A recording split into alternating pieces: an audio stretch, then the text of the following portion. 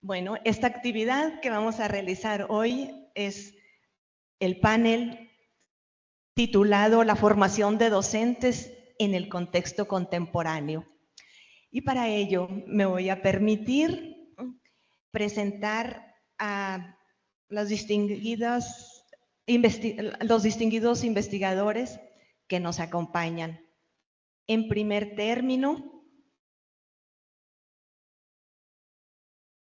presento al doctor José Luis Ansúrez García, que le pido de favor que nos indique con algún movimiento quién es él.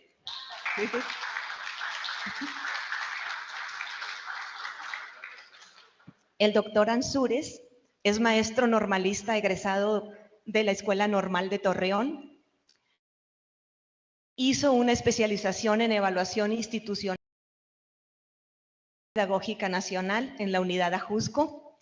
Es maestro en educación en el campo desarrollo curricular de la Universidad Pedagógica Nacional, también ahí en la ciudad de Torreón. Es doctor en pedagogía crítica por el Instituto de Pedagogía Crítica de Chihuahua. Es profesor de educación primaria, asesor pedagógico de escuelas primarias durante 26 años, profesor de la Universidad Pedagógica Nacional Unidad Torreón, profesor de la Maestría en Educación de la Universidad Iberoamericana, Campus Torreón y Extensión en Saltillo, Coahuila. Periodo en el que trabajó fue del 2003 al 2016. Es evaluador del programa Escuelas de Calidad en Coahuila, fue en el periodo 2001 a 2004. Fue interventor y evaluador de la Reforma Integral de Educación Básica en Coahuila durante el periodo de 2008 al 2010.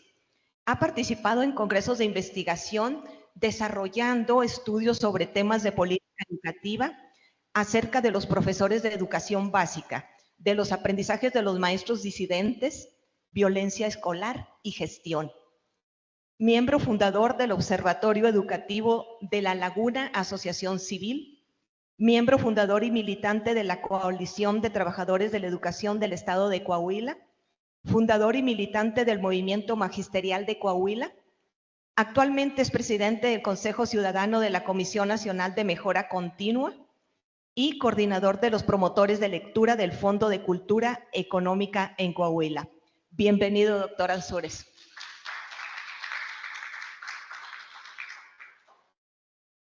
También contamos con la amable presencia del doctor Rodrigo Castillo Aguilar, a quien le pido también que se identifique con un movimiento.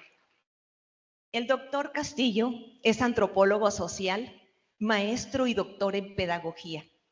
Ha sido docente en diversos niveles, desde secundaria hasta posgrado. Sus principales temas de investigación son la formación docente, cuerpo y emociones en el proceso de enseñanza-aprendizaje, pedagogía gestal y crítica, como se puede observar en los distintos artículos académicos publicados en revistas nacionales e internacionales. Es cofundador del equipo interdisciplinario de investigación y prácticas educativas para la transformación social, Elefantli. Ha participado en diversos congresos nacionales e internacionales en el área educativa. Diseñado e impartido cursos de formación docente con perspectiva crítica y ha generado proyectos de atención comunitaria en instituciones educativas públicas y privadas para abordar los problemas de violencia y de acoso escolar. Su trabajo se caracteriza por colocar en el centro de la discusión pedagógica y planeación didáctica el reconocimiento del cuerpo, las emociones y la perspectiva crítica como elementos medulares para repensar la educación y nuestra implicación en ella. Coordinó el diseño del modelo educativo del Bachillerato Tecnológico de Educación y Promoción Deportiva, un proyecto educativo que combina la formación deportiva, académica y tecnológica vinculada con el deporte elegido por las y los estudiantes inscritos. Es una propuesta única en su tipo, pública y gratuita, Y asimismo, él se desempeñó como director general de formación continua para docentes y directivos de la Secretaría de Educación Pública desde mayo de 2022 y se sigue desempeñando hasta este mes de octubre de 2024. ¿Es correcto? Y también contamos con la presencia del doctor David Manuel Arzola Franco, quien es profesor investigador de tiempo completo en el Centro de Investigación y Docencia, institución de posgrado dependiente de los servicios educativos del estado de Chihuahua. Él es doctor y cuenta también con estudios de maestría en educación. Tiene el reconocimiento como investigador nacional nivel 1 del Sistema Nacional de Investigadores e Investigadoras del CONACYT y también cuenta con reconocimientos del Programa de Desarrollo Profesional Docente. Él es miembro fundador del Centro de Investigación y Docencia, institución de posgrado en la que fue subdirector académico y también director. A lo largo de 20 años ha participado en varios proyectos de investigación enfocados a la educación básica en el área de política, gestión y organización de centros educativos. Cuenta con diversas publicaciones en revistas arbitradas y participa de manera regular impartiendo conferencias enfocadas a la política educativa, la gestión escolar, la evaluación y la formación de investigadores. Es socio del Consejo Mexicano de Investigación Educativa y socio fundador de la Red de Investigadores Educativos del Estado de Chihuahua.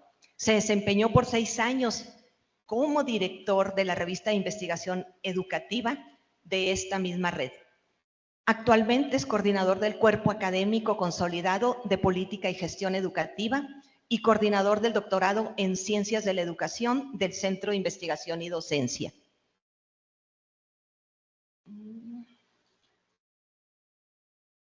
El doctor Arzola también fue presidente de la Red de Investigadores Educativos de Chihuahua en el periodo 2020-2022 y ocupó el puesto de tesorero en el comité directivo del Consejo Mexicano de Investigación Educativa en la administración 2022 a 2023. Bien, una vez que he dado a conocer la trayectoria profesional de los investigadores que van a ahorita desarrollar el tema de la formación de docentes en el contexto contemporáneo, pues vemos que les avala una gran experiencia y también mucho conocimiento acerca del tema. Vamos a seguir las instrucciones específicas que ya acordamos. Van a ser 2 preguntas. Si podemos, planteamos la tercera como a manera de colofón y cierre. ¿Sí? Pero básicamente las dos primeras preguntas creo que le dan el sentido al panel que ahorita estamos desarrollando. Bueno, la formación de profesores en nuestro país como una construcción social fundamentada en la filosofía de la educación, en la teoría pedagógica, el conocimiento de la realidad social, así como en relación estrecha con el modelo en el cual se desarrolla nuestra economía, ha sido motivo de interés de muchos investigadores. El tema es por sí mismo muy amplio y consideramos que se puede analizar desde diversas aristas para hacer integraciones que nos permitan una visión más amplia de este hecho. Por ello, y en respuesta al propósito de este panel, vamos a escuchar a los especialistas en el tema en relación a una primera pregunta que dice así: ¿cuáles elementos se pueden recuperar de las orientaciones para la formación de profesores para la educación básica a partir de la economía de mercado de los años 90 del siglo pasado, desde ese tiempo, para dar cuenta del desafío en el cual nos encontramos actualmente ante el modelo educativo de la nueva escuela mexicana. Adelante, doctor Ansúrez.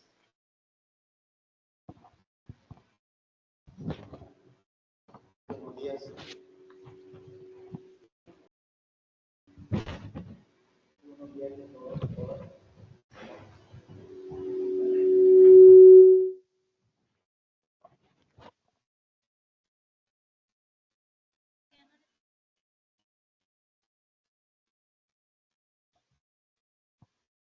Sí, bueno, sí. Muy buenos días a todas y a todos. Muchas gracias, Romelia, muchas gracias, Sandra, por invitarme. Muchas gracias a todos los organizadores, a toda la red. Estoy muy contento por estar compartiendo estas ideas con ustedes aquí en Jiménez, muy agradecido. Y también en mucha confianza por sentirme entre nosotros. Ese es el punto. Voy a platicar con ustedes sobre la primera pregunta que nos orienta en el diálogo del día de hoy. Y precisamente voy a platicar pues de los principios, de todo lo que orientó la formación de docentes, y seguramente ustedes conocen a estos personajes que están en esta fotografía. El primer reto que tenemos para la formación de docentes es formar maestras y maestros con conciencia histórica, que no se les olvide lo que los personajes, los actores y sus prácticas representan para este país. Vamos adelante, por favor. Bueno, cuando ellos decidieron juntarse, establecieron 11 reformas que le iban a dar sentido, porque la promesa era de que los dólares iban a llegar a carretadas, así que había que prepararles todo el terreno para que pudieran invertir en México. Y de las 11 reformas, obviamente, pues rescato la que es para educación. Es la reforma de hondo calado, esa reforma tan importante, que era la más importante de todas. Y el decreto por el cual se reformó el artículo 3º establecía un principio: garantizar la calidad en la educación. Ese era el punto de inicio. A partir de esta filosofía era que se iba a orientar toda la sociedad y en particular el sector de nosotros, la educación. Y la idoneidad de los profesores y la idoneidad de los directivos para que garantizaran el máximo logro de aprendizajes de todos los estudiantes de nuestro país. Adelante, por favor. Y entonces, ¿cómo se hizo la traducción de este lenguaje neoliberal a la educación? Pues a través de entender la calidad. Estos eran los referentes más importantes, como una categoría, decían, de la calidad que se pide prestada a las nociones fundamentales de la filosofía de la calidad total, que revolucionaron la producción y las empresas. Entonces vamos a tratar de adaptar algunas de estas ideas a la vida escolar. Ese era el planteamiento, donde pues la escuela iba a ser entendida como una empresa que ofrecía un servicio, porque así estaba considerada en el paradigma la calidad, la educación como un servicio, con beneficiarios, con destinatarios, con usuarios, que eran los niños y los padres de familia, y con operarios que íbamos a ser entonces los maestros de las escuelas. Vamos a la otra, por favor. ¿Y cómo se fue determinando? Bueno, pues es que yo pensaba, nosotros podemos decidir en el currículum de las escuelas de preescolar, primaria y secundaria qué es y cuál es la educación que queremos que reciban nuestros hijos, la cantidad de contenidos, habilidades, de todo lo que queremos que se enseñe. Pues no, había ya una serie de recomendaciones muy específicas que tenían un razonamiento muy básico. La calidad de la educación se debe al desempeño de los profesores. Ellos, bueno, pues no había otro factor más que esa hipótesis directa, a través de la cual los docentes pues eran los responsables de la calidad. ¿Qué había que hacer? Pues le encontraron muy rápido, vamos a evaluar a los profesores y estas son las recomendaciones internacionales. Esta es la recomendación número 8 que pasó casi exactita a los artículos 51, 52, 53 de la ley del servicio profesional docente, en donde decía, bueno, los docentes que presenten bajo desempeño de forma permanente deben de ser excluidos del sistema educativo mexicano. Y aquí en la ley los legisladores le pegaron otro pedacito sin responsabilidad para la autoridad educativa. Entonces como que se quedó en un estado de excepción porque pues todas las leyes, la protección para los maestros quedó suspendida a partir de esta recomendación y de su fiel acatamiento en nuestro país. Adelante, por favor. Entonces, que las cosas cambian y que se genera un cambio importantísimo. Ustedes ya saben lo que pasó con el paradigma de la calidad, con su aplicación en las escuelas y con todo lo que iba sucediendo con el servicio profesional docente. Pero nos enfrentamos, ahorita tal vez podríamos definir lo que estamos entendiendo o cómo podríamos caracterizar la realidad social, si es buena, si es mala, y yo creo que no nos podríamos de acuerdo. En lo que sí podemos coincidir es en que nos encontramos en una sociedad que se encuentra en constante transformación. O sea, está cambiando todo. Hay un cambio político, hay un cambio de gobierno, hay un cambio en la educación, hay un cambio de época. Además, no somos los únicos que estamos cambiando, lo han mencionado en todos los espacios. Y de acuerdo con lo que nuestros colegas de Argentina estaban planteando, pues sí estamos viendo cómo hay una disputa en el régimen de verdad, en el régimen de poder, que hoy tiene un planteamiento diferente, porque en este cambio que sucede, quedaron anclados algunos principios. El artículo 3 del 19 de mayo del 2019 quedó como una conquista, como el producto de una lucha de toda la sociedad, particularmente de todos los maestros que aspirábamos a tener una educación y un papel diferente en el sistema educativo mexicano y en las escuelas.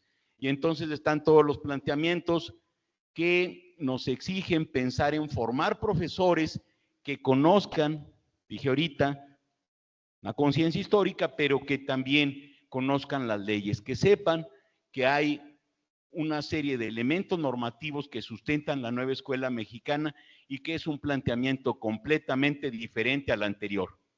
Y en ese sentido y medida, no es un servicio ni la escuela es una empresa, sino que quede bien clarito, dijimos todos los profesores, a los legisladores, en este cambio, que se entienda que la educación es un derecho humano. Ese es un cambio tremendo que nos permite comprender la condición del cambio. Y además, que la rectoría es del Estado, no de los sindicatos, no de los empresarios, es del Estado y el Estado somos todos. Y lo que nos importaba a muchos maestros, porque yo quiero decirles que lo que me importaba más en el currículum que leyó nuestra compañera es que sepan que yo estoy hablando desde la militancia. Y entonces entender el tema de nuestro trabajo, pues nos importaba mucho que quedara ahí, por eso lo puse con negritas, con amarillo y con foquitos, que en ningún caso se afecte la permanencia de los maestras y de los maestros en el servicio. Porque esto así como que se nos olvida entonces los términos de la epistemología, de la investigación, de la ontología y de los otros términos que hemos estado aquí trabajando en estos foros, pues son muy importantes porque le dan sustento a nuestras prácticas o las comprenden. Pero en lo concreto, estos son los planteamientos del artículo 3 que son una conquista de las maestras y de los maestros y de muchos sectores de la sociedad. Y luego el capítulo, el párrafo 4 de la Constitución, el enfocamiento al humanismo. Ese es el mayor logro que tenemos en torno a la educación, porque la educación tiene que basarse en el respeto irrestricto a la dignidad de las personas y a los derechos humanos. Ese es el planteamiento, que la educación nos permita con ello conquistar otros valores.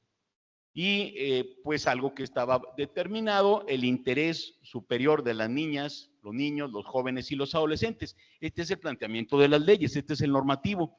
¿Qué maestras, qué maestros en formación inicial y en formación continua tenemos que formar? Pues obviamente es una tarea muy grande que los maestros entiendan que son agentes fundamentales del proceso educativo, ni operarios ni oferentes de servicio, y que no están sujetos precisamente ni sometidos a la evaluación, porque entonces la evaluación se había convertido en un fin y no el aprendizaje, y entonces había que estar estudiando para los exámenes, tanto los niños como nosotros, y no para la vida. Ese es el planteamiento entonces. Y otra conquista, que es el tener derecho a tener un sistema integral de formación, que luego se nos está yendo para los cursos de lo que sea con tal de tener las horas para poder aspirar a la promoción, pero que tenemos que buscar cómo hacer efectivos estos derechos y retroalimentarlo por evaluaciones diagnósticas, no punitivas. Le damos a la que sigue, por favor. Entonces, aparte del artículo 3º, cambió el 31, porque no nada más los profesores somos responsables, es la sociedad. Y entonces hay un artículo 31 que se modificó también radicalmente para que los padres también sean, por la Constitución, responsables de sus hijos, hijas o pupilos menores de 18 años para que vayan a la escuela, número 1, pero para que ayuden en las actividades de aprendizaje y para que ayuden en las actividades escolares, en las dos cosas. Entonces los papás están con estos en todo con nosotros, y el conocer esta ley para nosotros nos da la necesidad de formar en las escuelas normales, en la UPN, en las instancias de actualización de los estados, en la formación continua, docentes informados, capacitados, empáticos con la responsabilidad que tienen con las familias, y un docente que sea capaz de construir comunidad. Voy a la segunda parte, ahorita les sigo platicando, este es apenas lo primero. Muchas gracias, muy amables.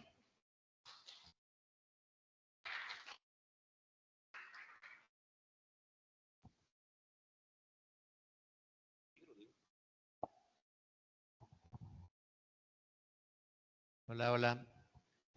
Bueno, a ver, intentaré ser como muy concreto. Bueno, primero que nada, también muchas gracias a Sandra por la invitación.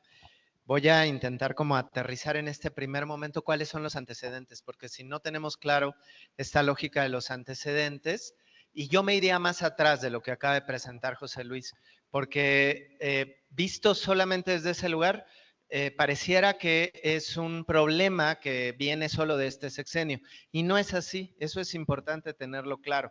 En ese sexenio fue la crisis, digamos, más visible, específicamente con la evaluación, pero en realidad, y hay que decirlo claramente, sigue habiendo una deuda histórica con los docentes con relación sobre todo a algunos elementos del sistema y demás, que ya más adelante les diré en la segunda parte. La primera hay que tener claro, hubo 4 elementos importantes que vinieron de la mano de la desarticulación del estado de bienestar social. Eso es lo primero que tenemos que tener claro. O sea, el neoliberalismo no solo fue o no fue solamente, digamos, la llegada de una estructura que privatizó, sino en realidad fue la desarticulación del estado de bienestar social.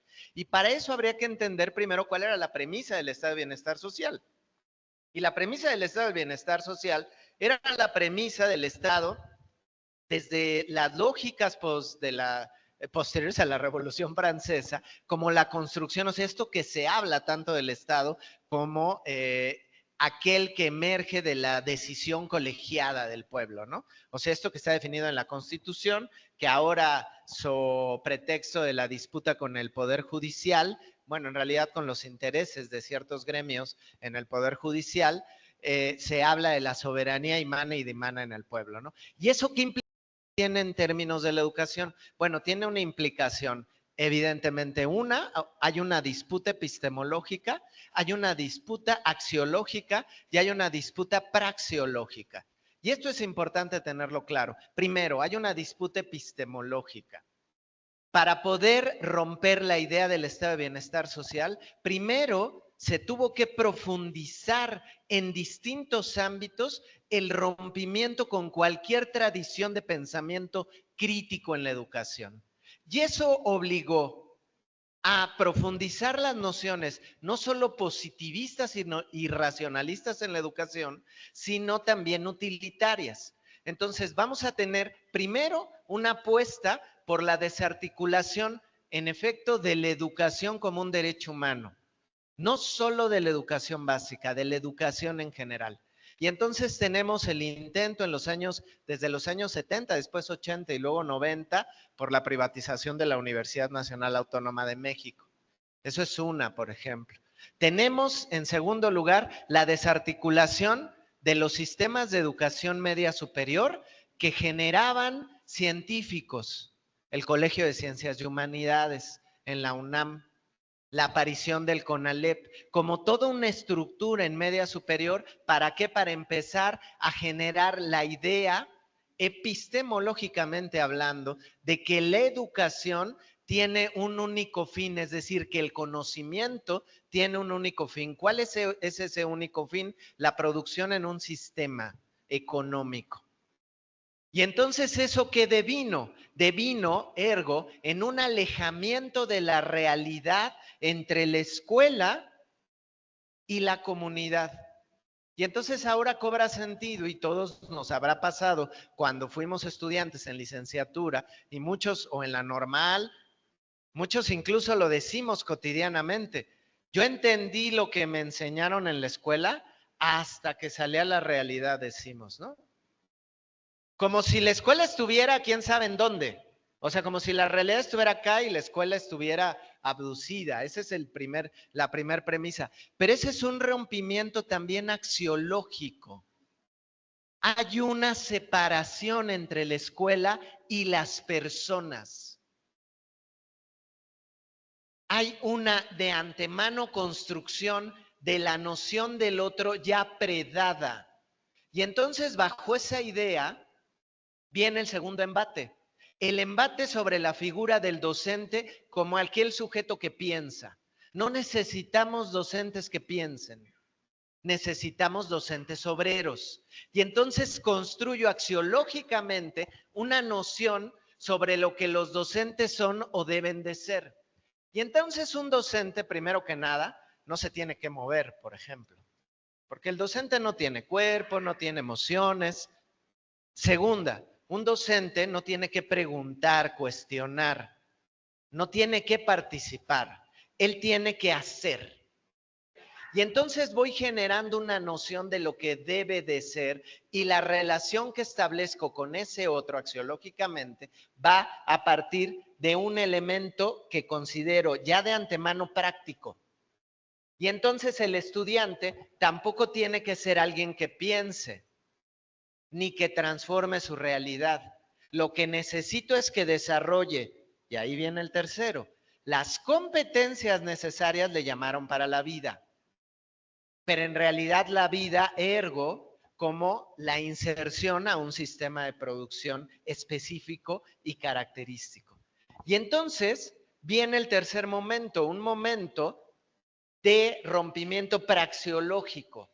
¿Cuál es la lógica de la praxis que tiene el conocimiento para llevarlo a una idea de su utilidad del conocimiento? Y eso va a implicar, estas categorías y estas perspectivas van a devenir en lo que llamamos la educación neoliberal, que tanto le criticaron a Álvarez Bulla cuando lo dijo de la ciencia neoliberal, y que lo que viene detrás es toda esta desarticulación de la noción de la educación como un derecho humano, de la necesidad de la existencia de un estado de bienestar social, y entonces la relación de los sujetos y de las personas dentro de esta estructura termina siendo una relación utilitaria y por ende clientelar. Bajo esta lógica, disfrazada de muchos discursos, acudimos, 1, la descentralización educativa, la llamada federalización. Ya estoy en el infrastructuration, ¿no? Como, así me pasó, como el Bester, ¿no? Entonces, la llamada federalización, no sé por qué otra vez me estoy trabando. Bajo el argumento de la importancia de la recuperación de la autonomía de las entidades y de acudir hacia un verdadero proceso federal, se hizo la llamada descentralización educativa, dejando la responsabilidad de varios de los procesos educativos en manos de las entidades, pero sin la existencia de un eje rector. Eso es importantísimo, ¿eh? En el caso específico de la formación docente, que implicó los centros de actualización magisterial, los centros de maestros, dejaron de depender de la federación. Aunque en algunos casos la nómina era federalizada, en realidad la estructura pertenecía a las entidades. ¿Eso qué implicó? Que hoy más de la mitad de los estados en el país no tienen centros de maestros, literal, no tienen ni siquiera la estructura. Entonces, allí hay un primer elemento que es importante, que fue, en términos específicos de la formación, abonando hacia esta desestructuración. No existía una estrategia nacional de formación continua, por ejemplo. No al principio, tendrá apenas hace 8 años que empezó a existir como tal. Y además, ¿qué pasó? Se pensó solamente en la creación de programas federales que apoyan a la existencia de estos procesos en las entidades, pero que no generan una obligación a la entidad misma para la inversión propia ni para la producción. Y entonces, otra consecuencia, las áreas de formación continua en las entidades del país se terminaron volviendo simples administradoras. Y por último, bajo la lógica de la teoría de las competencias, la formación tanto inicial como continua de las y los maestros terminó supeditada a la importancia de la reproducción de una lógica profundamente esquizofrénica. Porque ahí está el último elemento, hasta epistemológico. Vino de la idea, y con esto concluyo, de plantear teóricamente en la formación, y hasta el día de hoy sigue todavía imperando, formamos al profesor pensando en el estudiante, no en el profesor. Es decir, allí hay una violencia ontológica sobre la figura del profesor. Esperamos que él cambie, o ella, que él o ella modifique, pero desde el diseño y desde la planeación, lo único que estoy mirando es al estudiante y cómo ese sujeto intermedio desarrolla esas capacidades que necesito que el estudiante tenga para insertarse a la vida laboral. Y entonces con eso se cierra perfecto la privatización de la formación en este país.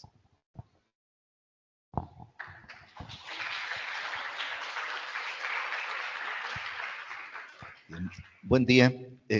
Pues como ven, es un verdadero privilegio poder compartir estos espacios con personas que tienen este nivel de reflexión y sobre todo este nivel de compromiso con la educación. Un verdadero gusto poder estar esta mañana con Rodrigo, con José Luis. Muchísimas gracias, Hermila, por la coordinación y desde luego a nuestro auditorio por el interés que demuestran por este tipo de temas que a mí me parecen sumamente relevantes. Yo armé, cuando empecé a pensar acerca de la manera en que iba a participar, armé un conjunto de apuntes como para repensar la formación de docentes, vinculado con formas de eludir la racionalidad técnico-profesionalizante que se ha instalado en los últimos años, o que se instaló durante los últimos 30 años o los 30 años del periodo neoliberal dentro de la lógica la formación de docentes. Y comencé a hacer un conjunto de apuntes vinculados con la estructura a partir de la cual se forman los profesores y las profesoras en México, es decir, las escuelas normales, la universidad pedagógica, también las universidades, los sistemas de formación continua, etcétera, etcétera, ¿no? Y eso me hizo pensar en la necesidad, a lo mejor porque soy el representante de la tercera edad en este panel, de tener una visión de largo alcance como para establecer ciertas distinciones, llegar al momento de la pregunta de Hermila, que me parece muy afortunada al decir, bueno, ¿cómo se da dentro de la economía de mercado, la visión de la economía de mercado, cómo se piensa la formación de docentes? Y bueno, ahí sí me gustaría visualizar un poco, sobre todo los albores del siglo XX y durante todo el siglo XX, cómo se fue desarrollando esta idea de la necesidad de formar a los profesores y a las profesoras a partir de la iniciativa del Estado.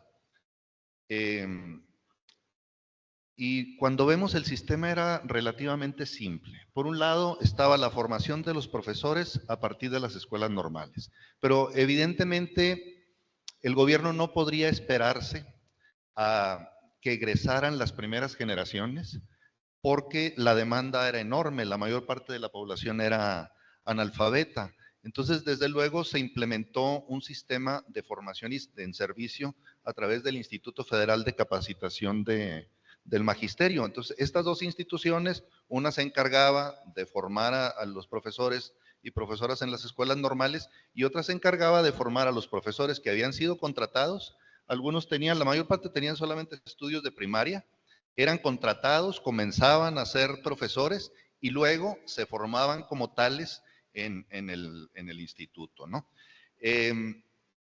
La idea de la formación de profesores era muy intuitiva y estaba muy vinculada sobre todo con la idea de un profesor como un misionero. Desde luego, si nos ubicamos históricamente, también este tipo de formación tenía una tendencia homogeneizante, porque se trataba, sobre todo, estamos hablando del periodo posrevolucionario, de construir una idea de identidad nacional.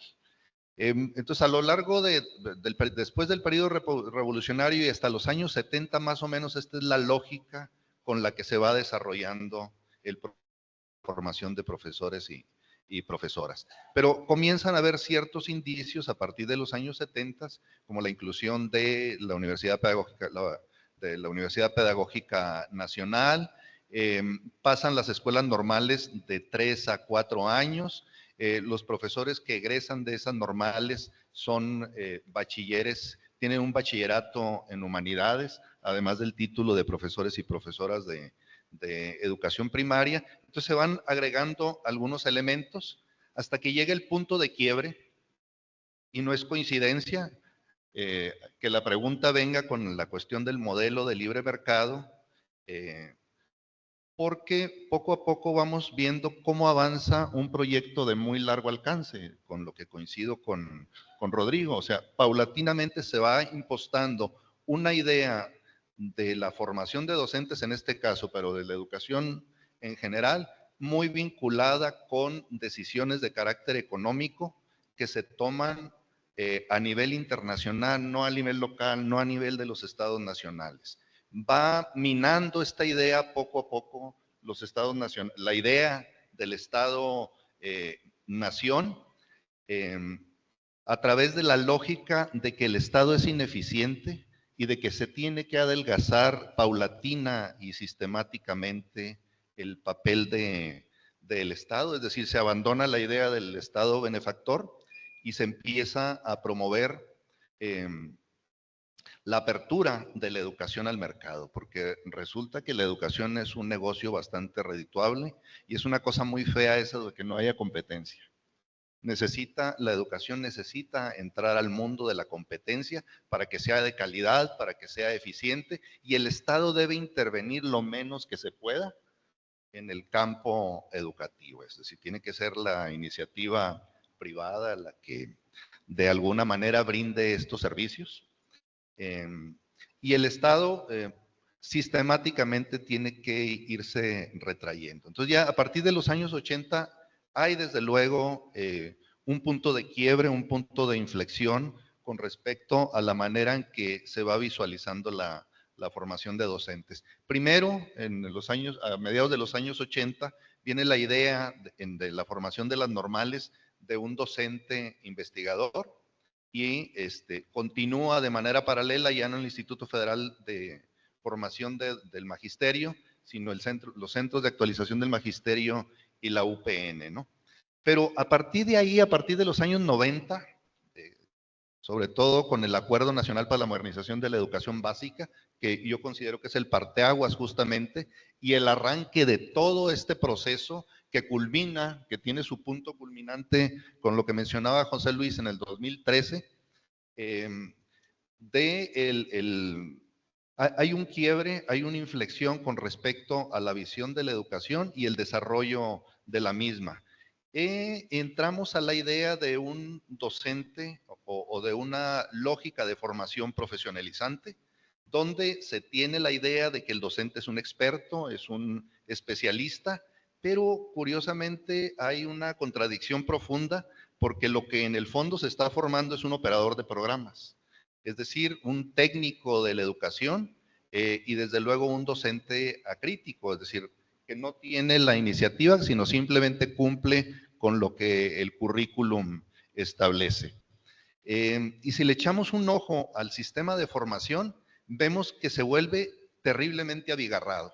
O sea, a diferencia de la formación en las normales y la formación permanente, tenemos la formación inicial que se da en las normales, pero que empieza a darse también en la UPN, que empieza a darse en las universidades. Tenemos la formación permanente, el desarrollo profesional y luego acompañado de todos los procesos de acreditación, porque es curioso que van surgiendo también a granel los posgrados, de pronto maestrías, doctorados, especialidades. Y la paradoja aquí es que entre más saben los profesores, son más cuestionados. Y hay una profunda desconfianza en la profesionalización de los mismos. Es decir, estamos formando profesionales, pero desconfiamos de su profesionalización y entonces tiene que ser evaluado, tiene que acreditar, comprobar permanente y sistemáticamente que tiene las competencias para el ejercicio de la docencia y tiene que ser auditado, tiene que ser vigilado a través de las evaluaciones. Y con esto concluyo. Muchas gracias.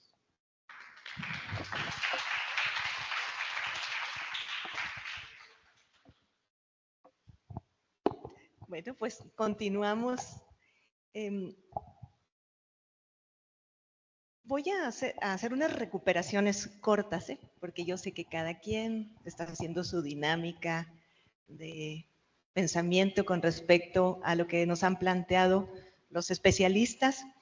Y vemos entonces que el doctor Ansúrez nos está planteando que la educación, reitera que la educación no es una mercancía, que es un derecho humano,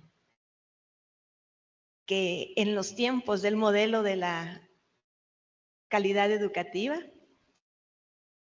los errores se debían y pues digamos que los resultados no esperados, porque así le llamaban, resultados no esperados, se debían al mal desempeño de los profesores. Y plantea también que los nuevos tiempos avisoran una educación humanista.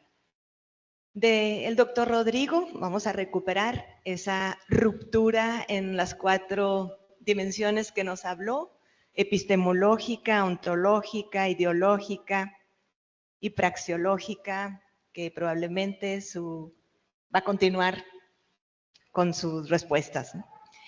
David, que nos aporta que el avance del proyecto de formación docente en esa etapa tuvo carácter internacional, en el cual la evitación de un proyecto nacional era una imperante.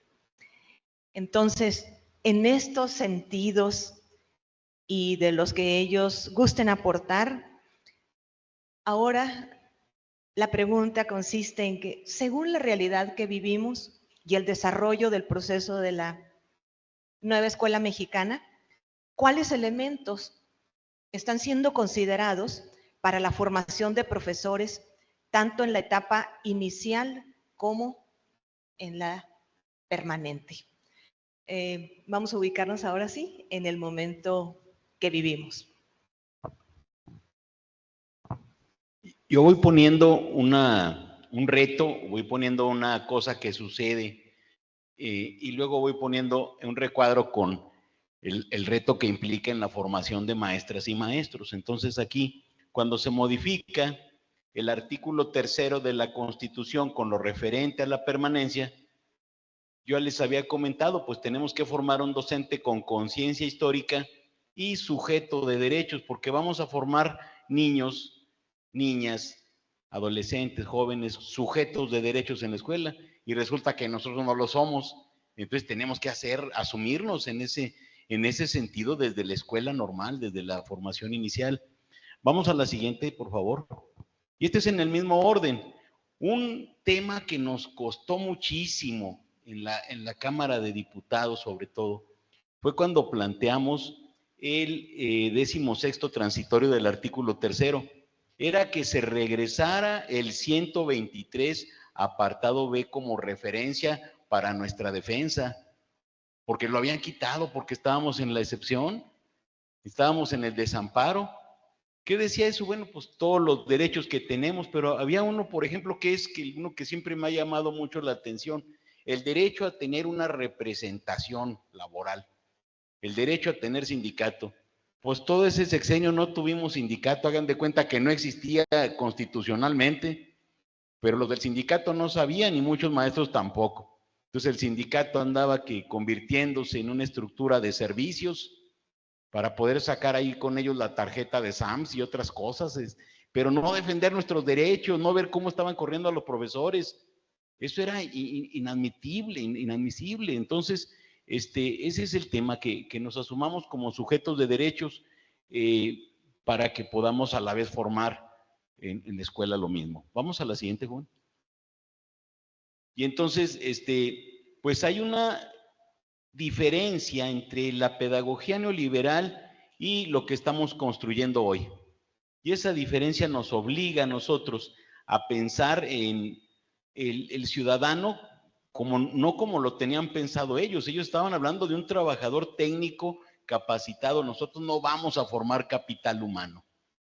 Nosotros tenemos que formar un ciudadano de forma integral, como ya lo mencioné, un sujeto de derechos con pensamiento crítico. Y así cada una de las cosas que fueron planteando hoy en el marco normativo y en la nueva escuela mexicana, pues hay que reconocer al docente como un agente principal de la educación, activo completamente, no como el objeto de las políticas, sino como un protagonista.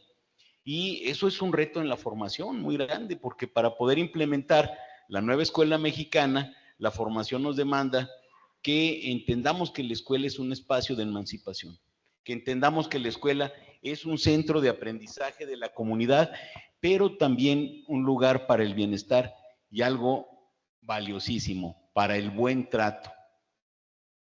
Sin eso no pueden los muchachos aprender ni los maestros enseñar.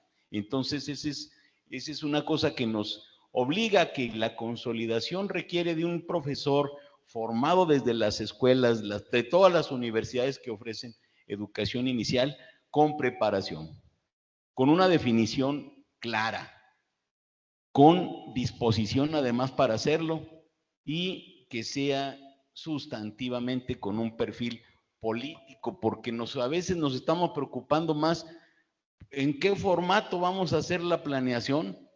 ¿Sí? Ya nos van a mandar uno de la jefatura de sector, o cómo le vamos a hacer todavía con esos aspectos, y los proyectos pues no caben en un formato. Los proyectos caben precisamente en la lectura de la realidad y en las cosas que juntos, todos y todas, vamos a decidir para atender una problemática que sí existe, no que está en los libros. Y los libros pues son nuestro apoyo. Hago el paréntesis para recordar la vinculación de los maestros y padres de familia de Chihuahua y de Coahuila para que se pudieran entregar los libros en nuestros dos estados, y agradecer mucho a las académicas aquí presentes. Muchas gracias por ser ese puente de vinculación entre maestros y padres de familia de las dos entidades, porque esos materiales son del pueblo. Entonces, vamos a la siguiente, por favor, para terminar. Esto fue lo que se logró con este cambio, establecer el sistema para la carrera de las maestras y los maestros, perfectible, y que también lo tenemos que modificar, porque no son para siempre. Tenemos que estarlos actualizando y que sirvan a los maestros y a las maestras y no a otros intereses. Y el Sistema Nacional de Mejora Continua de la Educación, la Mejoredu, y lo que ya hemos estado platicando, planes y programas de estudio, libros, ¿no? Vamos a la otra. Este es nuestro tercer reto y creo que es el mero bueno, que sepan hacer los maestros, que sepan pues el manejo de los elementos principales de la integración curricular, que asuman es que dicen, ahora que ya nos dieron autonomía profesional, nadie nos dio nada, esa nos la ganamos, esa la conquistamos, y estamos en esa idea, ahora ya nos dieron la autonomía, nadie nos regaló nada. Estamos también pensando en que comprendas sobre estudios de comunalidad, lo habíamos platicado, y el derecho humano a la educación. No podemos tener un profesor en las escuelas, y yo creo que lo que nos ha faltado es tener elementos en formación inicial y en formación permanente, en formación continua, sobre pedagogías críticas y estudios de comunalidad. Porque así de golpe y porrazo los proyectos, pues espérate, ¿no? Sí se requiere que enfaticemos esto. Vamos a la siguiente. Bueno, son lo que ya les había mencionado, son elementos que nos hacen ver que los profesores no pueden estar trabajando para la formación de capital humano, sino de ciudadanos críticos. Vamos a la otra, por favor. Y pues un docente que sepa cómo enseñar y que pueda emplear en estas rupturas que Rodrigo nos mencionaba, asumir precisamente un escenario entre la escuela y la sociedad, entre el niño y su realidad, que entre todos construya la lectura de la realidad, los problemas de la misma, para que con todos los recursos que tenemos en la escuela asumamos ese escenario y nos asumamos actores en él y no pasivos en él, para poder transformar desde la escuela, que no sea una escuela donde tenemos que hacer 10 veces la tabla del 9, que no sea una escuela donde tenemos que conjugar todos los verbos en todas las personas y en todos los tiempos, que no sea más una escuela donde tenemos que estar con los niños poniéndoles numeraciones de 5 en 5, de 7 en 7, no, que sea una escuela que aborde precisamente la problemática de la familia, de la escuela misma, del salón y de la comunidad, que sea la promotora del cambio a través de metodologías y a través de todos los enfoques de cognición situada que nos permitan transformar las cosas, mi propia vida principalmente, ¿no? Vamos adelante. Ya voy cerrando porque esto, bueno, ya lo comenté, lo de la autonomía profesional de los docentes para problematizar la realidad y para convertir los insumos de la familia, los insumos de los problemas de mi colonia, de mi ejido, de mi cuadra, en la materia de estudio en el salón de clases, ¿no? Entonces, tenemos que conformar una estructura que nos permita la intervención con una intención clara, con una mentalidad y con una finalidad. Adelante, por favor, vamos cerrando ya. La Mejoredu ha hecho 7 recomendaciones en estos días que están publicadas en este documento de política educativa. Y rápidamente les digo que estas recomendaciones parten del estudio de la problemática que tenemos en la formación de docentes. Está disponible ahí en todos los sitios y en todas las redes sociales de la Mejoredu. Número 1, integrar una instancia nacional especializada para la regulación. Que no estemos tomando cursos de cosas que nada tienen que ver con la nueva escuela mexicana, nada más por tener los puntos. Y con se van a enojar todos los vendedores, pero estamos haciendo política y este es un grupo para hacer política precisamente, ¿no? Número 2, definir un marco programático institucional de actuación desde el 2025 al 2030 con el enfoque de la formación docente situada. Lo mismo que para los niños que aprendan en la realidad, lo mismo que para los maestros que aprendamos en la problemática de la enseñanza y el aprendizaje. Número 3, obviamente sin dinero no se puede exigir en la Cámara de Diputados para que las leyes de egreso estén considerando el aumento gradual del presupuesto.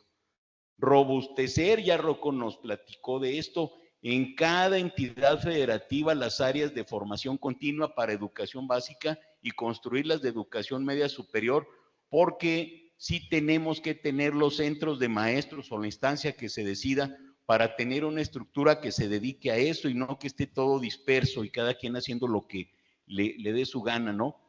Tenemos que continuar con el impulso y la concreción de una nueva cultura de formación continua de docentes, fincada, como ya lo señalamos, en el enfoque situado.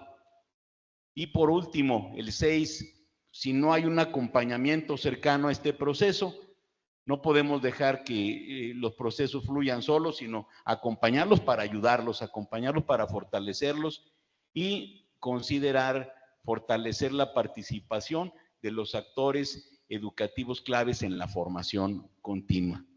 Esto lo acabamos de sacar en este mes, entonces discutámoslo porque precisamente es un documento de política, no pretende más que dejar alerta algunos puntos en esta transición de gobierno tan importante que estamos viviendo. Pero si no es con el conocimiento y con la participación de la comunidad educativa, esto no funciona. Muchas gracias, compañeros, muy amables, gracias.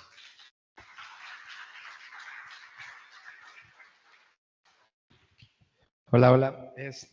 Bueno, me voy a poner temporizador para no.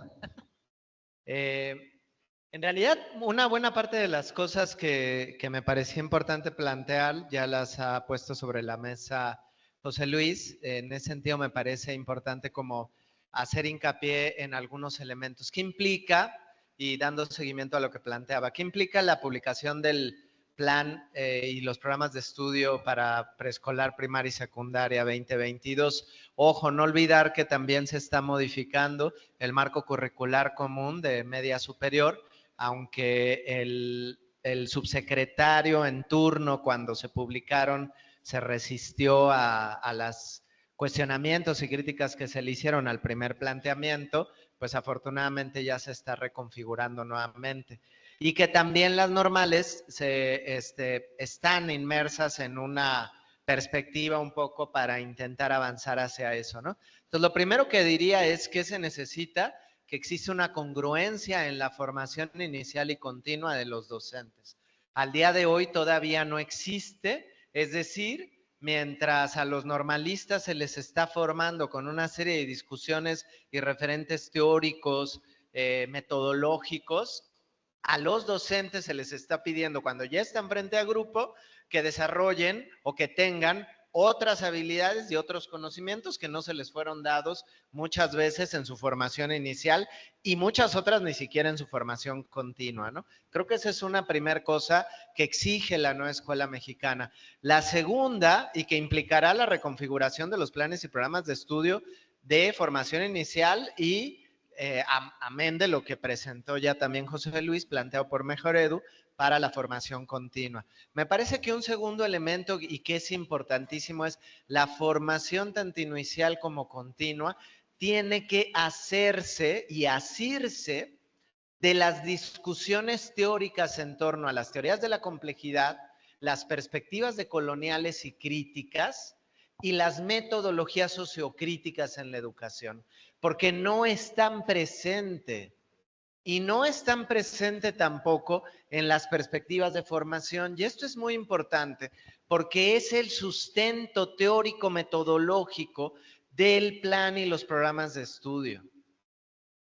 Y no podemos, de nueva cuenta, si no vamos a seguir con una formación docente esquizofrénica, en la que estoy formando al docente pensando en el estudiante y sin dejar de mirar al docente. Eso es un elemento. Otro elemento que me parece muy importante que demanda la nueva escuela mexicana, ahorita estoy hablando solo de los elementos digamos, epistemológicos, más bien como teóricos que subyacen. La idea de la formación situada, y esto es importantísimo. ¿Qué implica la idea de la formación situada?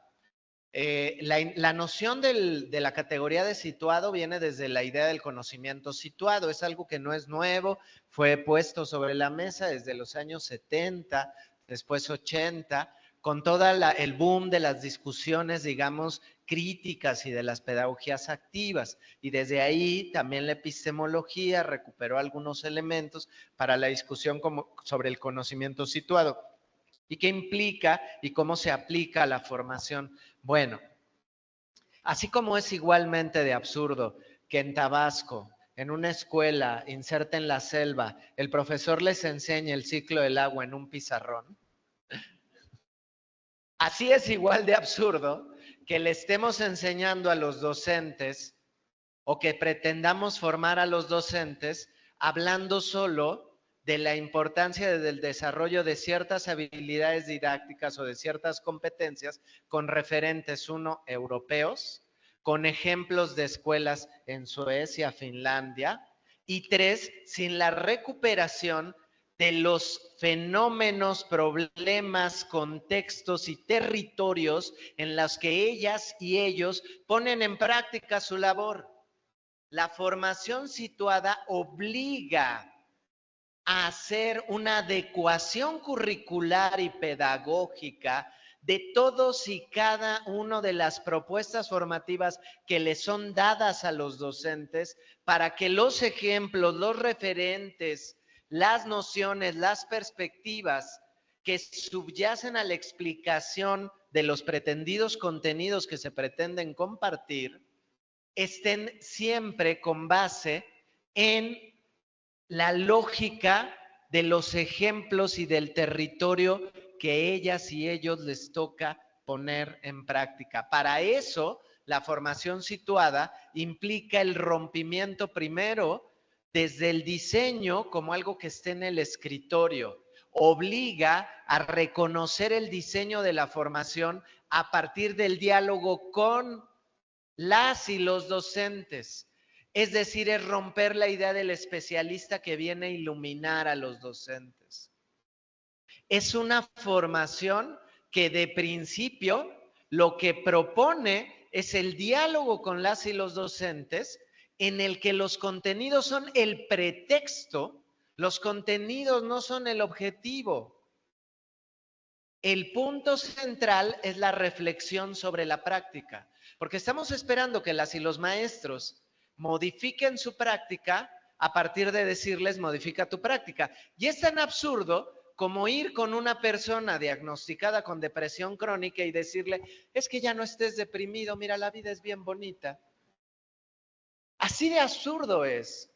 Le estamos pidiendo al docente que modifique su práctica cuando no solo los ejemplos que le estamos dando son totalmente ajenos a su contexto, sino cuando la propia formación que le estamos ofreciendo no lo lleva a reflexionar sobre lo que hace. Y entonces no sucede lo que en la pedagogía gestal se llama como el insight o el darse cuenta. Y entonces, claro, para el maestro que tiene una postura o una estructura autoritaria y que hay una tradición cultural en esa escuela donde de madre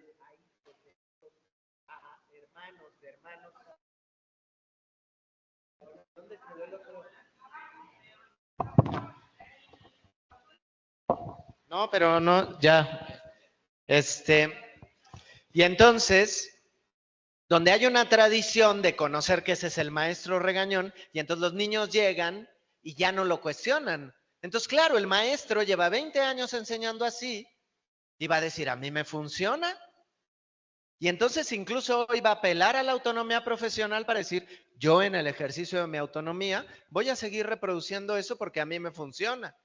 Pero nunca lo convocamos a reflexionar qué implica que funcione tu práctica, cómo la llevas a cabo, qué haces, cómo lo haces, para qué lo haces.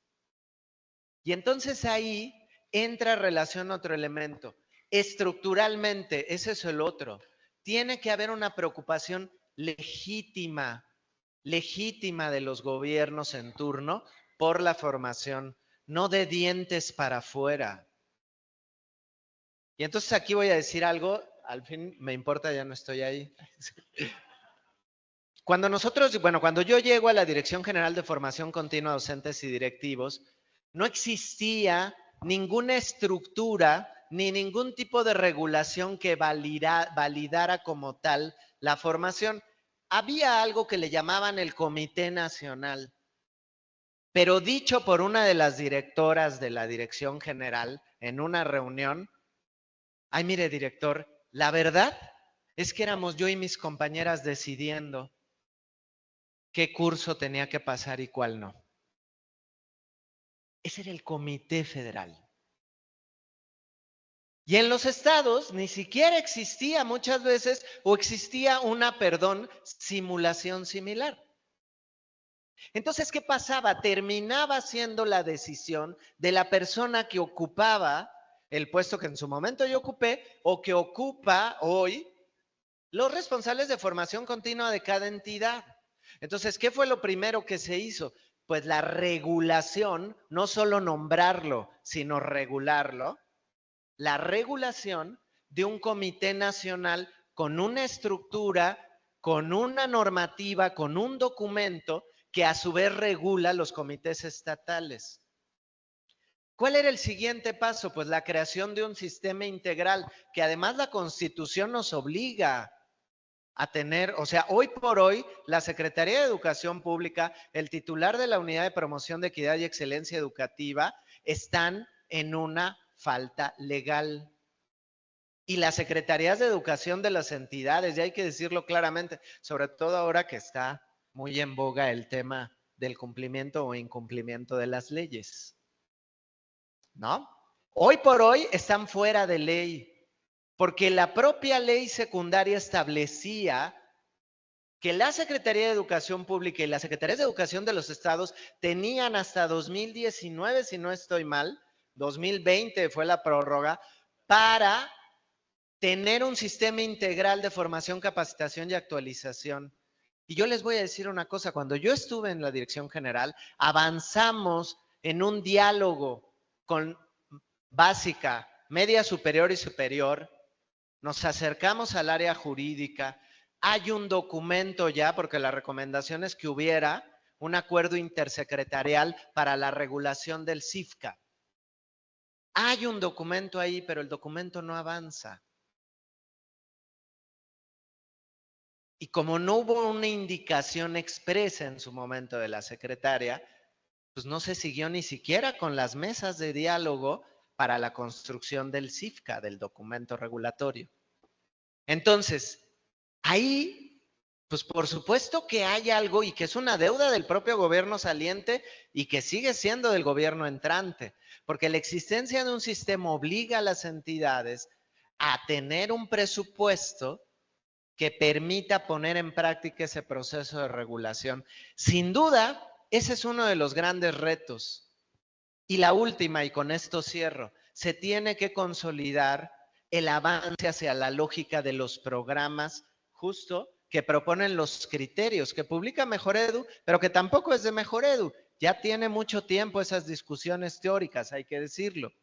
¿Y qué es la idea de la construcción de una política pública a 6 años, donde tú proyectas cómo vas a ir formando y construyendo una trayectoria de formación para las y los docentes? Hoy por hoy, afortunadamente, ya hay varias entidades que han ido avanzando en el diseño de su programa, pero todavía faltan muchas, porque además eso ayudaría a la recuperación de la rectoría del Estado sobre la formación inicial y continua.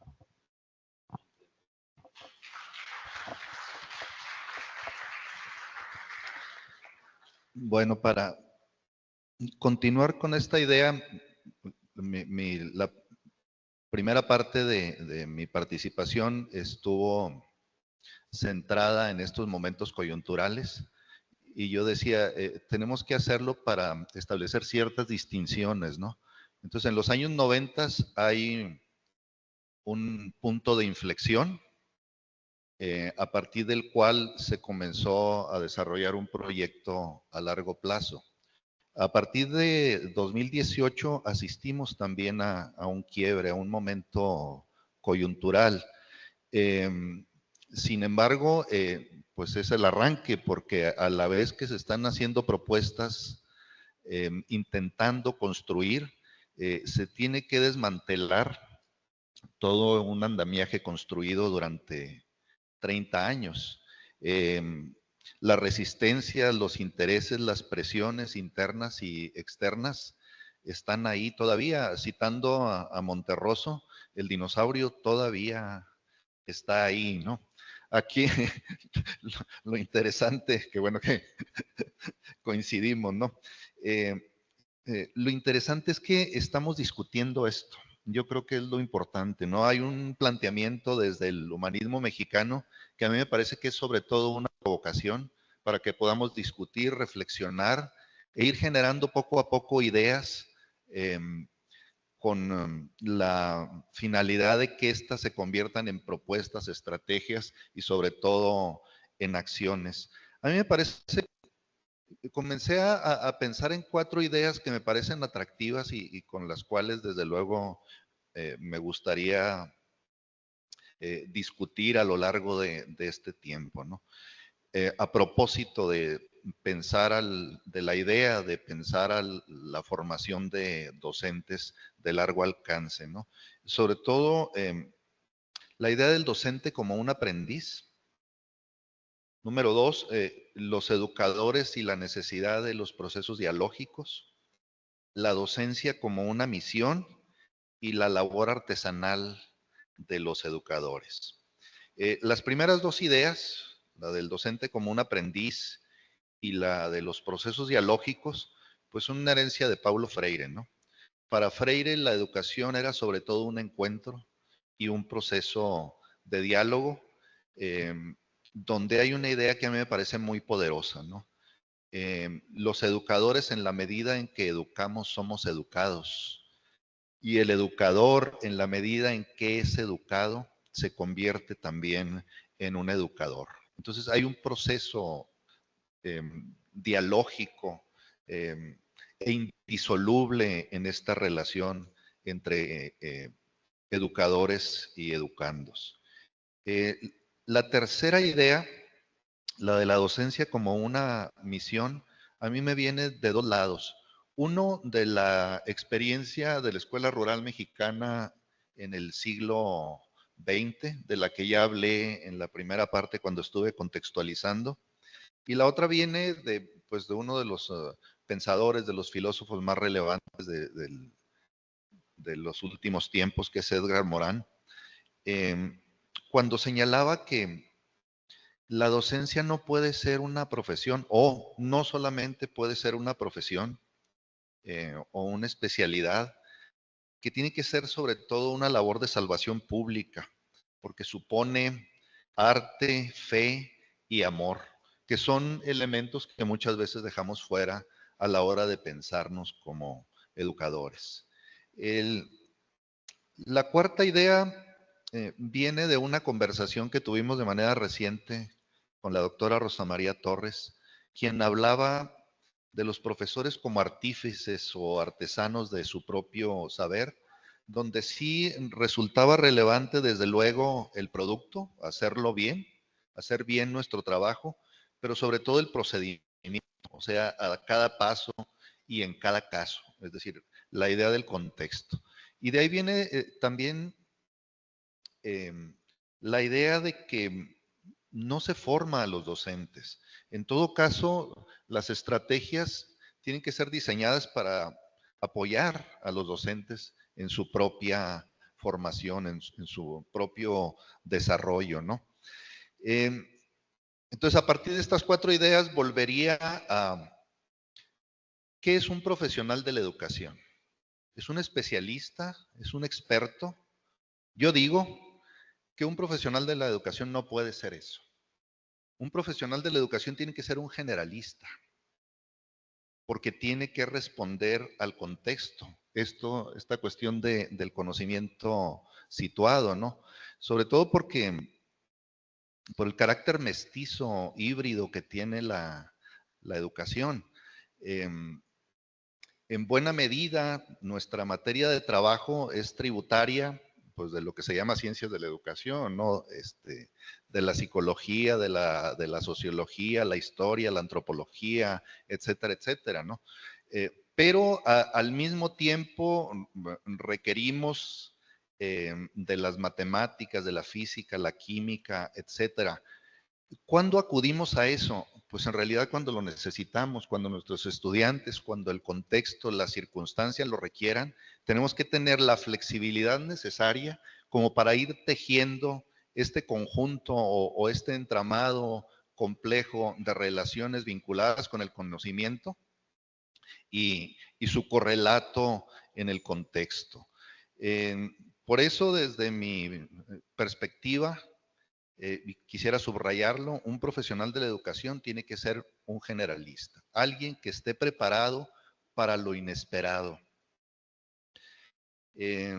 Porque desde mi perspectiva, la misión de educar es amplia, flexible, inacabada. Yo diría que es más una búsqueda que una certeza. Se trata de un proceso en continua construcción, no plenamente delimitado disciplinarmente hablando, porque sobre todo se trata de una tarea esencialmente ética, es un compromiso, es una responsabilidad. Los contenidos sí, desde luego, son importantes, pero lo fundamental es el acompañamiento en el proceso del desarrollo de los seres humanos. Yo digo que la verdadera formación de los docentes está en la interacción y el diálogo con los estudiantes, en el aprendizaje mutuo, en la generación, desde luego, de una conciencia crítica y la responsabilidad fundamental que implica el compromiso con las generaciones del presente. Muchas gracias.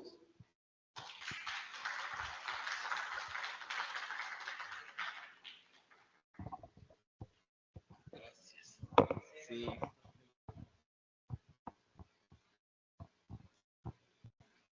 Bueno, pues creo que esto que nos han estado planteando constituyen serios retos para todas las instituciones en las cuales trabajamos, tanto de formación inicial como las de formación en los posgrados, y también una gran responsabilidad que se tendrán en las escuelas de todo el sistema a partir de los niveles, y sobre todo que tendríamos que repensar a partir de lo que ustedes nos están diciendo, la figura del consejo técnico.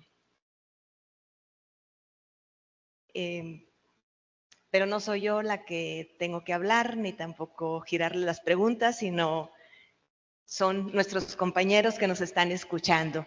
Entonces, cedo ahorita el micrófono y aquí un joven que nos auxilie con la maestra Romelia, por favor.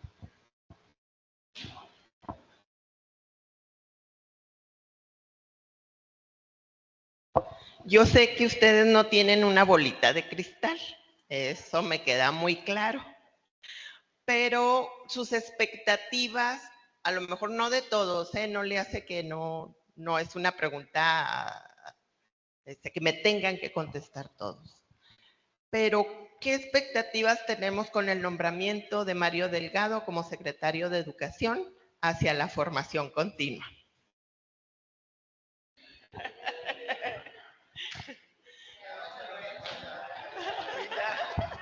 Ya al fin quemado ya estoy, entonces. Qué mala soy, ¿verdad? Fíjense, bueno, yo les voy a decir una cosa. Cuando vine a Madera hace unos cuantos meses, me preguntaba justo un colega, profesor, fui a una escuela, y me preguntaba un poco eso, cuál era la expectativa. En su momento yo decía, lo primero que dije y que repito es siempre partido de pensar en la presunción de inocencia. Nunca me ha gustado como de antemano. Sin embargo, la presunción de inocencia no anula también la responsabilidad sobre los actos y los hechos llevados a cabo, ¿no? Ahora que vuelve a surgir un poco esta pregunta y con más elementos, yo diría, bueno, la expectativa propia es más allá. Primero habría que entender una cosa, la secretaría afortunadamente no es nada más él o la secretaria. Eso es lo primero que hay que mirarlo, y eso es una fortuna en realidad, porque ha posibilitado en muchos otros sexenios, incluso en el anterior, que a veces se hagan cosas incluso pese al secretario o a la secretaria en turno. Eso es positivo. Eso es lo primero. Lo segundo, habría que mirar dos dimensiones. La primera, la dimensión que tiene que ver con el papel de las y los docentes y la sociedad en la nueva escuela mexicana.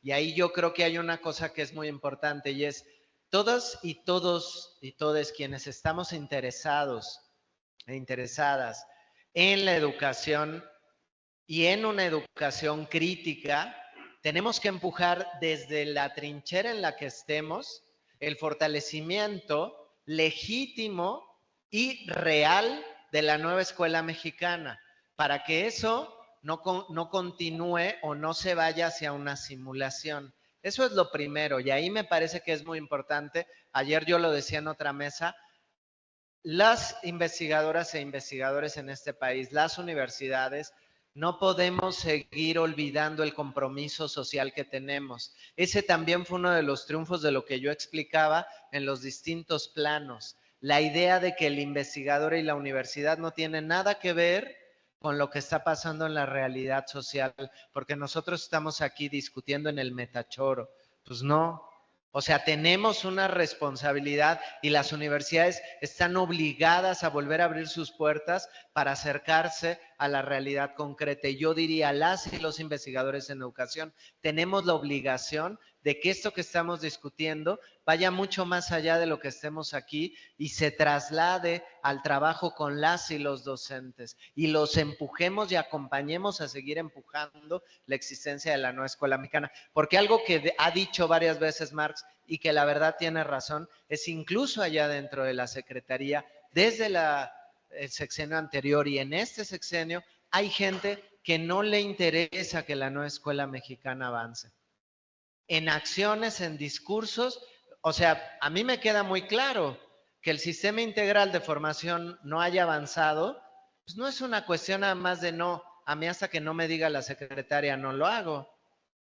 O sea, ahí hay una intención muy clara de no querer avanzar en algo. Ahora, específicamente en el caso de Mario, pues o sea, parto de la presunción de inocencia, pero yo no olvido dos cosas. Una, que él siendo congresista, fue de los primeros que no solo votó a favor de la reforma de Peña Nieto, sino gestionó para que sucediera.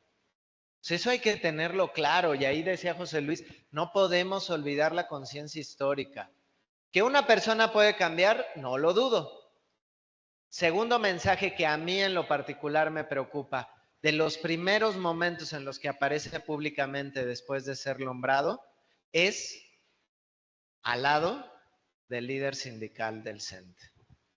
Eso es un mensaje. Cada quien interprételo como quiera. Pero creo que eso abona a pensar qué expectativas podemos o no tener, ¿no? Y tercero, como líder de Morena, pues todos lo podemos saber porque está en los medios, pues sabemos que hubo muchos militantes del partido, de las bases, que pues se quejaron de varias de las negociaciones que él llevó a cabo para poner personajes en Morena, pues de no tan probada solvencia moral, por decirlo menos, ¿no? Y que pues ahí son antecedentes que no sabemos si se reproducirán al momento que él esté como secretario. Bueno, ahora que ya está como secretario. Ay, Ronelia. Bueno, vamos a entrarle a este asunto. Pues sí, pero hay otros espacios. Bueno, de todos modos ya agarramos vuelo. Si no, ¿cuándo, verdad? Bien. Yo pienso que la titularidad de una secretaría es un mensaje político. Entonces, definitivamente, cuando yo escuché sobre el nombramiento, pues no me lo esperaba. Tenía altas expectativas. Pues sin embargo, me voy a unir a Rodrigo con la presunción de inocencia, sin ser inocente, ¿sí? Con todos los peros. Pero también me voy a unir a la idea de que hay un equipo de trabajo, que dentro de la Secretaría hay gente muy valiosa que está empujando. También soy consciente que dentro de la Secretaría hay resistencias, hay intereses que están enquistados ahí y forman parte de este desensamblaje paulatino y de largo alcance que se tendrá que realizar y que iremos viendo qué tanto cuaja o no. Que voy a repetir, el dinosaurio todavía está ahí. Pero hay un tercer elemento que es la posibilidad del cambio desde abajo. De alguna manera se han soltado ciertas amarras, que lo estemos discutiendo aquí mismo forma parte de esa idea y de esa posibilidad, de la esperanza que tenemos del cambio y del empuje de abajo hacia arriba.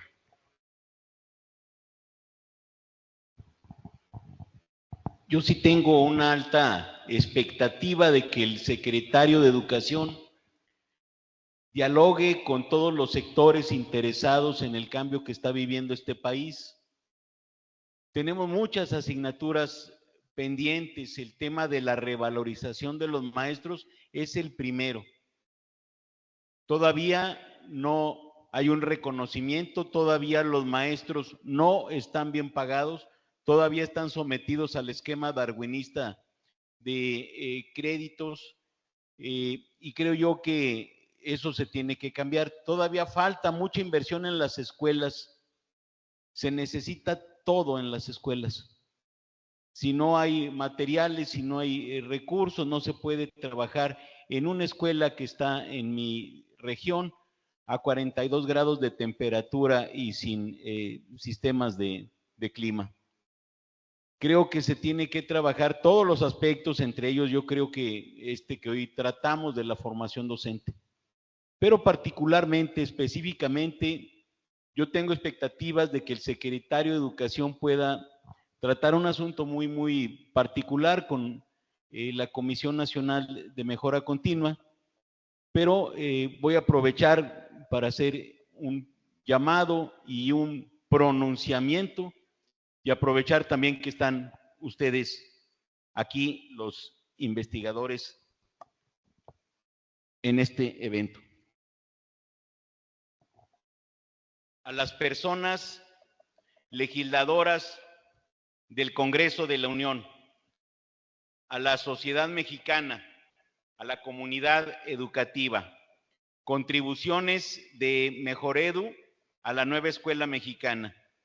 El Consejo Ciudadano de la Comisión Nacional para la Mejora Continua de la Educación, Mejoredu, como órgano honorífico, hace notar a las personas legisladoras, a la comunidad educativa y a la sociedad mexicana que Mejoredu no debe desaparecer por su contribución al proyecto educativo de la nueva escuela mexicana.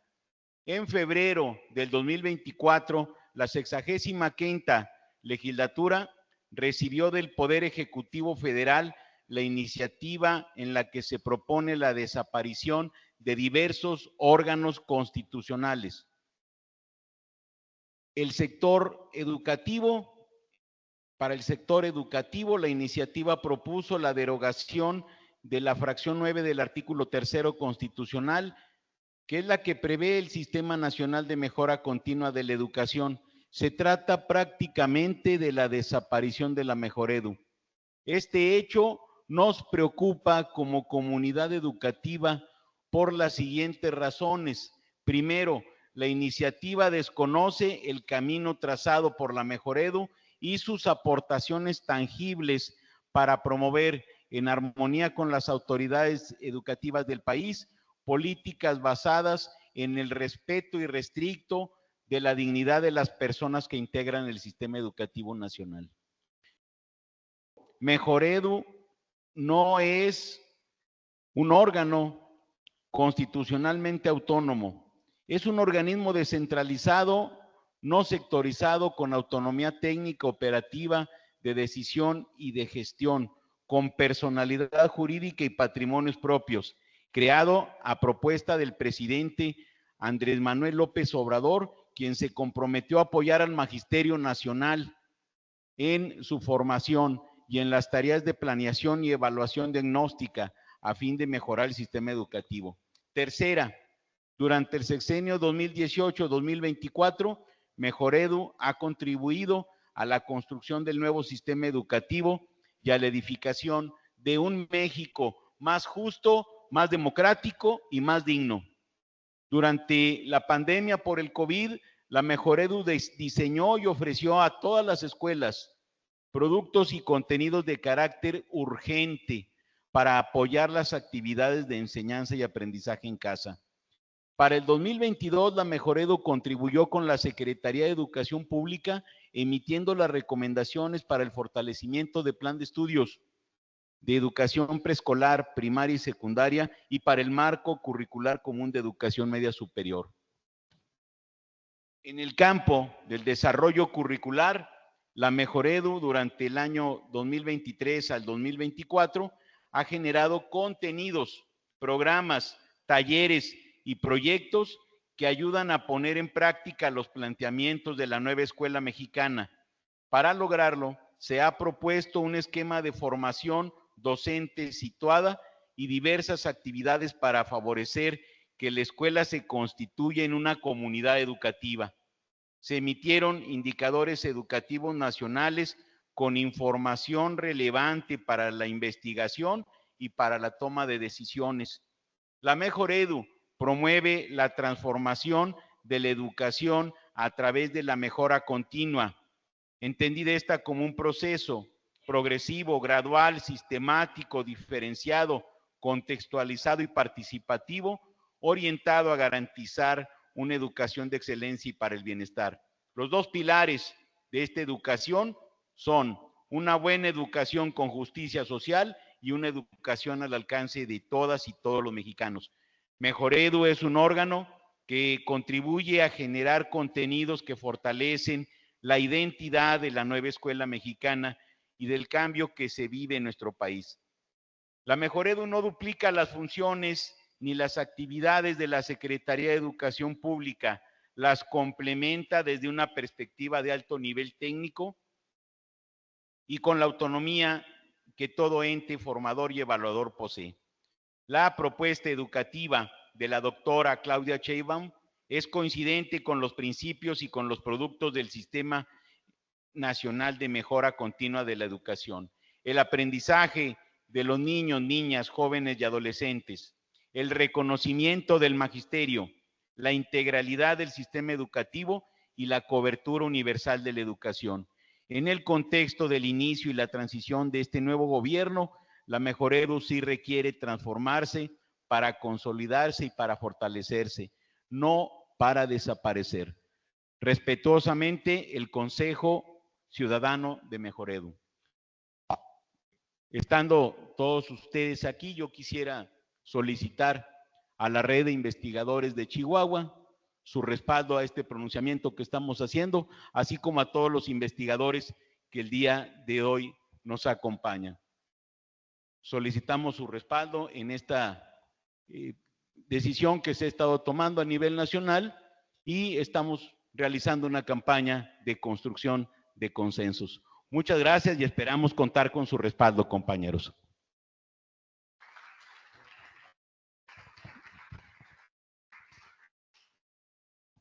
Volvemos. Las participaciones, primeramente usted, maestro, y allá también en la parte de atrás. Muy buenas tardes. Pedro Pablo Díaz Gutiérrez, de la Normal Superior Pública del Estado de Hidalgo, quien agradezco en este momento la posibilidad de poder estar aquí en este espacio para compartir y poder disertar algunas situaciones de carácter académico. Y segunda, me uno a esta idea de no ser inocente epistemológicamente hablando. Y a ello, o en relación a ello, haría algunas precisiones que a mí me parecen muy interesantes. Hace un rato en el conversatorio, platicaba de algunas de las bondades y algunos de los sustentos epistemológicos que tiene la nueva escuela mexicana, que a mí me parece que son la parte esencial de la ontología de este nuevo paradigma educativo. Sin embargo, y hablaba de toda la parte clara, la parte positiva de este proceso.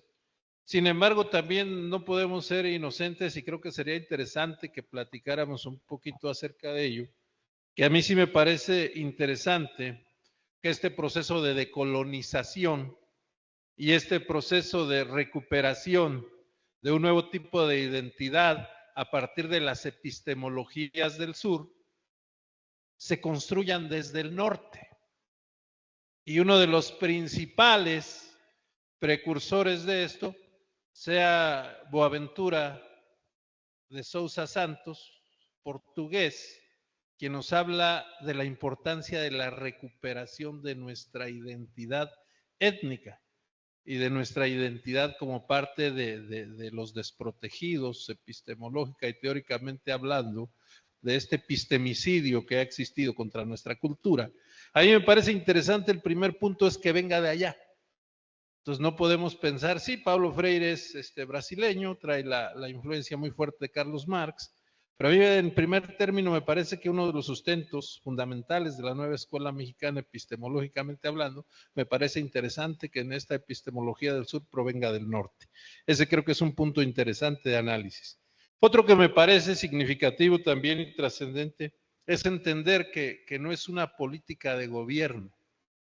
No amaneció alguien iluminado y dijo, mañana vamos a cambiar la perspectiva de la nueva escuela mexicana. No, es una política de Estado y de un Estado capitalista.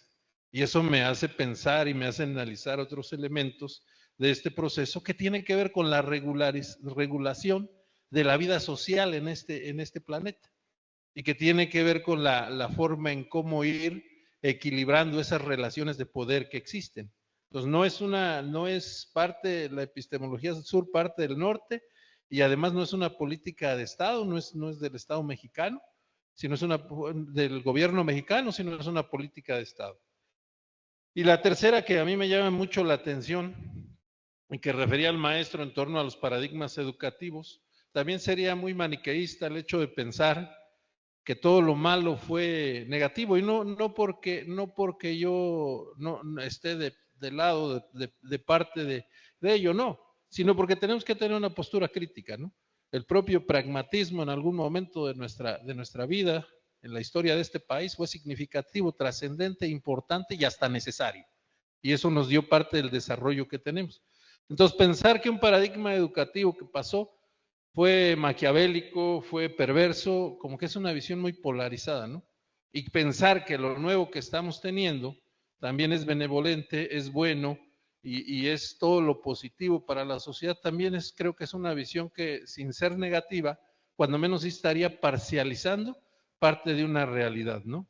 Y yo creo que esa parte de la realidad tiene que resolver un problema, esto de la nueva escuela mexicana, que tiene que ver con los fuertes flujos de migración que hay a nivel mundial, con el desarraigo de la identidad de los sujetos y con una condición de desarrollo social y político cada vez más insostenible a nivel mundial.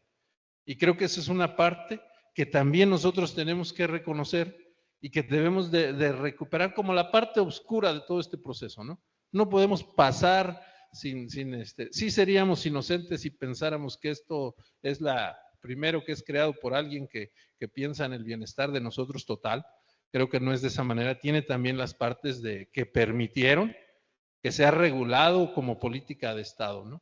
Entonces creo que esa parte del análisis también es interesante en torno a lo que se constituye hoy para la formación de docentes, para el sentido que tienen que tener las escuelas. A mí, las escuelas normales, a mí me parece también interesante en esta parte clara, iluminada de este proceso, que pues hoy las escuelas normales tenemos que tener características distintas. Hoy tenemos que tenemos que ser escuelas muy contextualizadas, muy apegadas a la región en la que estamos, a los principios, a los valores, a la cultura en la que estamos viviendo. También tiene que ser una una educación un poquito desapegada al término neto de la instrucción, a la teoría sobre la teoría. Hoy nos queda claro que desde esta perspectiva el maestro es quien tendrá que construir el nuevo discurso pedagógico, la pedagogía de uso común y la psicología de uso común del maestro Luis Eduardo Rivas. ¿Quién tiene que ser quien construya todo este bagaje cultural? Tenemos que ser los maestros. Y eso nos da una nueva identidad, nos da una nueva tarea en las escuelas normales. Y creo que es lo principal que nosotros debemos ir reconociendo y sobre lo cual tenemos que ir trabajando, ¿no? Muchas gracias, esa sería la participación.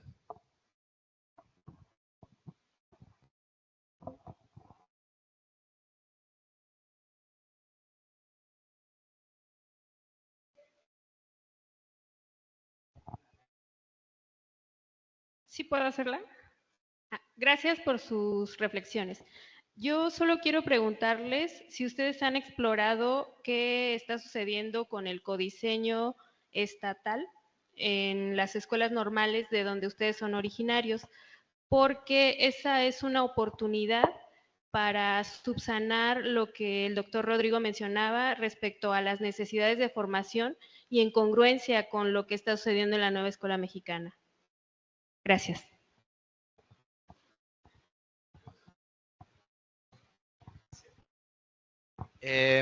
Sí, bueno, sí, yo conozco un poco sobre el proceso de la propuesta de modificación de los planes de estudio en las normales.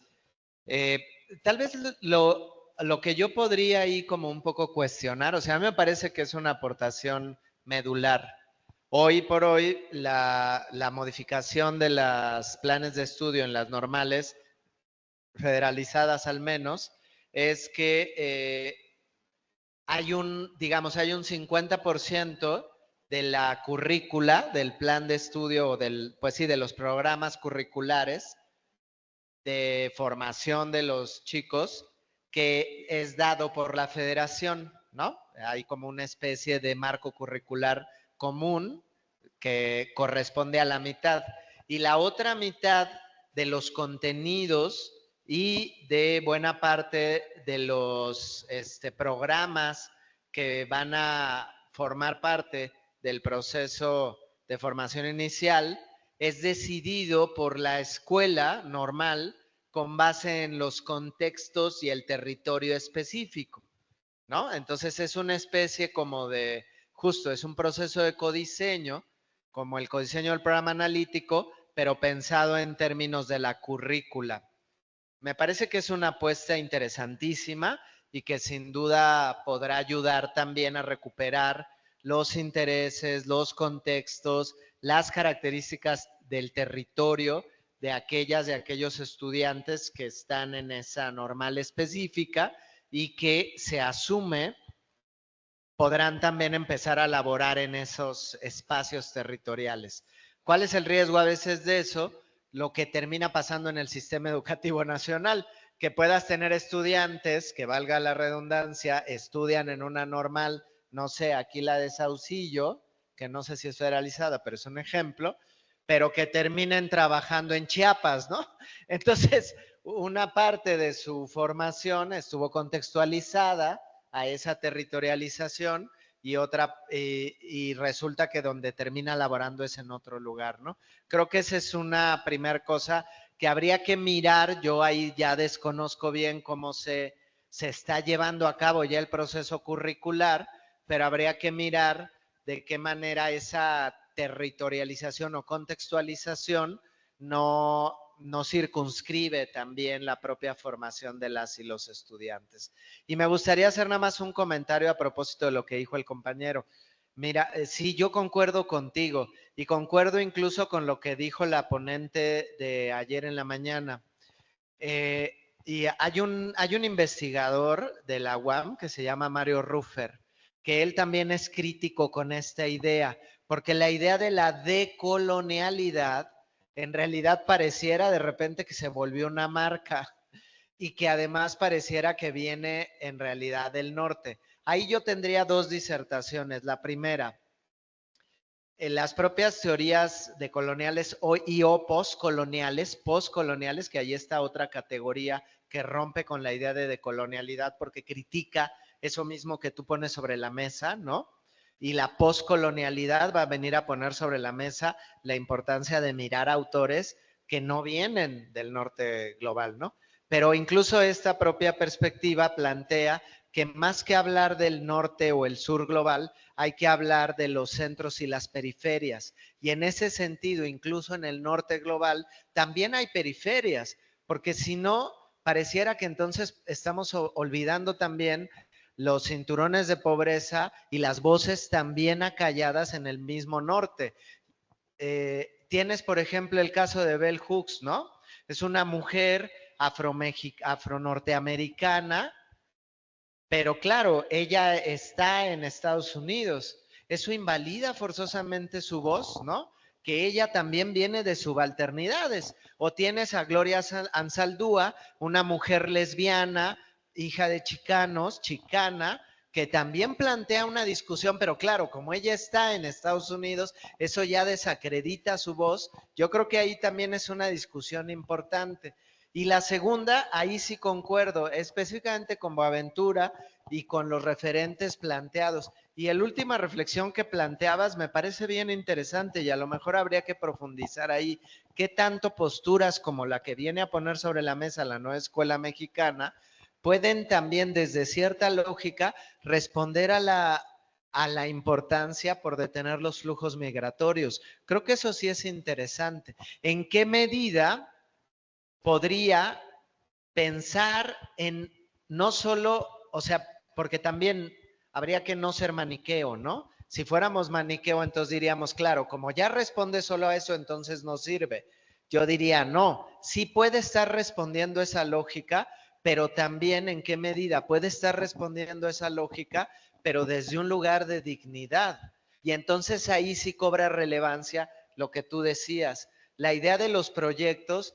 Y es algo que ha insistido Marx y en eso concuerdo perfectamente con él. El problema es que en la época de la teoría de las competencias nos vendieron la idea de los proyectos y nos los equipararon a productos.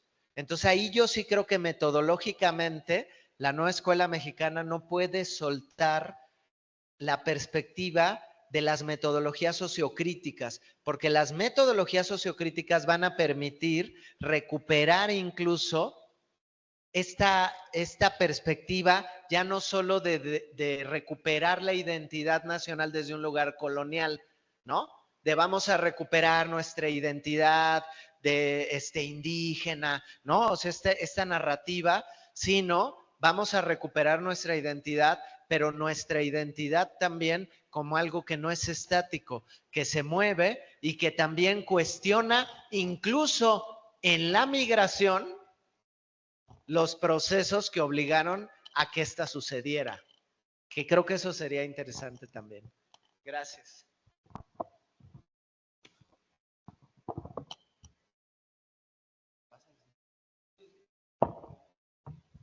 Pues es que creo que acá está.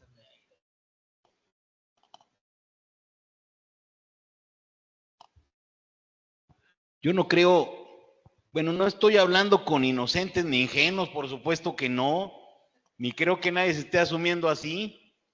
Me parece que todo lo contrario, la expectativa de la audiencia que yo tengo es de personas críticas, pensantes, que están haciendo un esfuerzo por transformar sus propias condiciones y las de esta sociedad que nos toca vivir. Y efectivamente, pues yo no creo que hay ninguna intención maniqueísta, pero en lo que planteo sí una necesidad de definiciones, porque lo que vivimos se trata de un asunto complejo, de un asunto que es un asunto de poder, pero que tiene muchas implicaciones, la educación de tipo económico, político, cultural, que tiene que ver precisamente con la justicia social, con la democracia, con muchas cosas. Es la formación de ciudadanos y de ciudadanía. Y en esa medida, lo que a mí me parece importante, sí es entender que la nueva escuela mexicana, primero es una construcción social, al igual que la formación de docentes en lo específico. Y segundo, Yo lo asumí como una conquista política, este espacio que estamos construyendo entre todas y entre todos. Y tercero, como retomando lo que David nos mencionaba, estamos viviendo un proceso. Estamos viviendo un proceso que además esta condición que nos propone está indeterminada, está inconclusa, y concuerdo con esta última idea de Rodrigo, que lo que estamos construyendo no es finalmente la recuperación a una reminiscencia, sino la posibilidad de reinventarnos como individuos y como sociedad. Esa es mi contribución y muchas gracias nuevamente.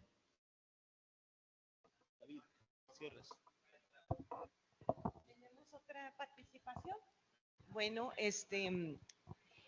sí, vamos a abrir la participación al maestro. Claro que sí.